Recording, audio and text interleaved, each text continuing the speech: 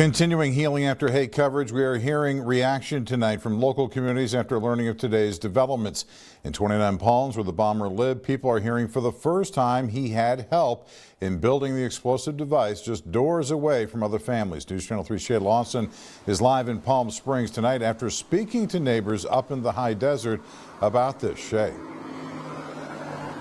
John, well, we now know that the man who sent the Palm Springs bomber that large amount of explosives was actually staying with him at his house for 2 weeks earlier this year. Now, the neighbors I spoke with were stunned to learn something so dangerous was happening just a few doors down that led to this extensive damage here in Palm Springs.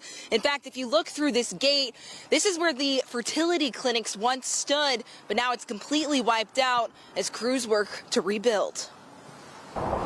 To know just how close he was very concerning. Just a few houses down from the Palm Springs fertility clinic bombing suspect lives Ryan Litherland, a single dad who says he's still shaken. There was enough explosive there that would have cratered the neighborhood. Investigators say the Palm Springs bomber constructed that explosive right here behind these garage doors. Now all that's left is a tarp hiding what was left behind. I was very surprised. It's the same garage where law enforcement, during a search after the May 17th bombing, located significant amounts of chemicals commonly used in constructing homemade bombs. Didn't expect to hear about it. Litherland says his quiet neighborhood now at the center of a federal bombing investigation. It felt like a movie because when I've got the police cruising through the neighborhood on a loudspeaker announcing a mandatory evacuation, I was like, okay, well, this feels like Resident Evil. Federal authorities now saying a second man,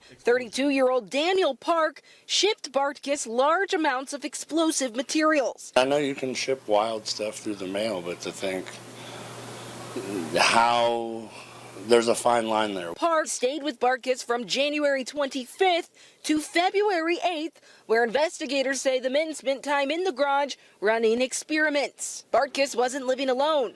Neighbors say he shared the home with family. For Litherland, that raises even more questions. He lived with his mom there. Did she know anything? Litherland says in his neighborhood full of kids and families, he's thankful none of them were hurt. But he says he'll never feel quite as safe again. I don't know that I would say I all the way feel safe because I'm just one of those people. I tend to be skeptical of a lot of things. I've reached out to Bartkus' mother for comment, and I'm still waiting to hear back. Now, the FBI say this is still very much an active investigation, and they're asking anyone with information to come forward. We have information on how to do that over on KESQ.com. I'm reporting live in Palm Springs. Shay Lawson, News Channel 3.